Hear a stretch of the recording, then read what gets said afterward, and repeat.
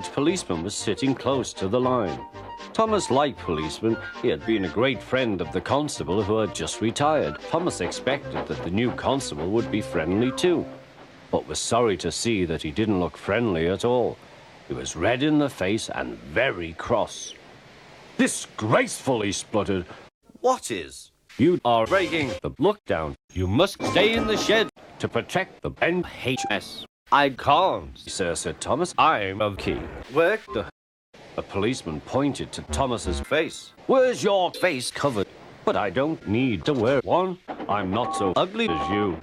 "Don't be funny," snapped the policeman, and he wrote in his notebook, "Engines going on public roads must have their face covered to protect people and animals from catching coronavirus if they stray onto the line. You haven't, so you are dangerous." "Rubbish," said Thomas's driver. "We've been along here hundreds of times and never given anyone coronavirus." "That makes it worse," the policeman answered. He wrote regular lawbreaker in his book. The fat controller was having breakfast. He was eating toast and more. "Ugh, this is disgusting," said the fat controller. The butler came in. "Hello, fat face," he said. "What cheeks," spluttered the fat controller. "Fancy speaking to me like that." Suddenly he heard an extraordinary noise. Oi, you! Oi, you! Oi, you! Oi, you! "Bother," he said. Thomas must be in trouble with the police. He hurried to the station. At the station, Thomas's driver told the fat controller what had happened. Dangerous to the public, indeed. We'll see about that.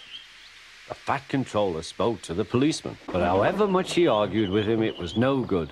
"The law is the law," he said, "and we can't change it." "Rubbish," said Thomas. The people "Can't vote to change the law." "Don't be funny," snapped the policeman. The fat controller felt exhausted. "I'm sorry, driver," he said. "It's no use arguing with policemen. We will have to make those face cover things for Thomas, I suppose." "Everyone will laugh, sir," said Thomas. "They'll say I look like a doctor." "Doctor who?" asked the fat controller. "Ha ha ha!" chuckled Thomas. "That's a good joke." And off he ran laughing. The next morning, Thomas's driver put a face cover on Thomas. Thomas felt rather silly. The face cover was uncomfortable and made Thomas cross. He shook it and he banged it, and when they got back, it was so damaged that the driver had to take it off.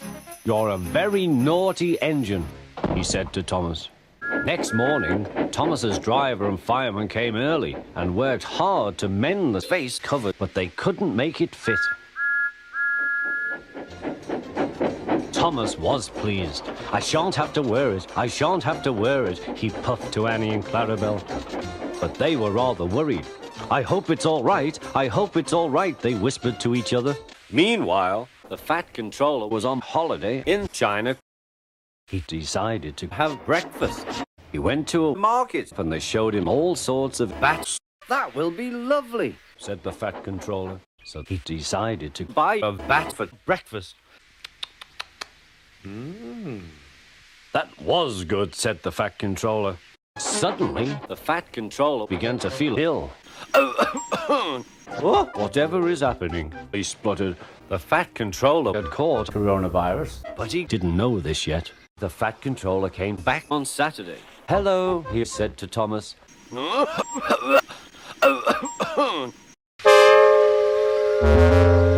"You look nervous, Thomas. What's the matter?" "You have a cough, sir," said Thomas. "You might have coronavirus." "Oh, I don't know." "I feel fine," said the fat controller. But Thomas was still worried. Later, he set off with Annie and Clarabelle. Suddenly, Thomas began to feel ill. "Oh dear," groaned Thomas. "I'm choking."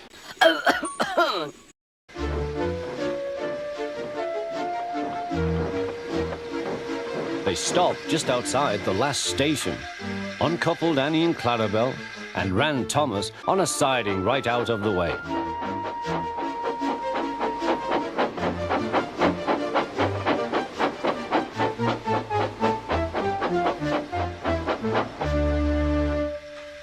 The driver found notices in large letters.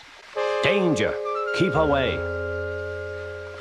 Soon the inspector and the fat controller arrived. The inspector gave the fat controller a long stick. "Excuse me, sir. Please put this in the tank and tell me what you see." "Certainly, Inspector," replied the fat controller. He clambered up, put the stick in the tank and looked at the end of it and nearly fell off in surprise. "Inspector," he whispered, "can you see coronavirus?" Gracious goodness me, how did Thomas catch coronavirus? "That must be because I saw you when you had a cough," said Thomas. "Coughs and sneezels spread diseases." "Oh dear," said the fat controller. "Why did I eat a bat for breakfast in China?" "I am a silly controller."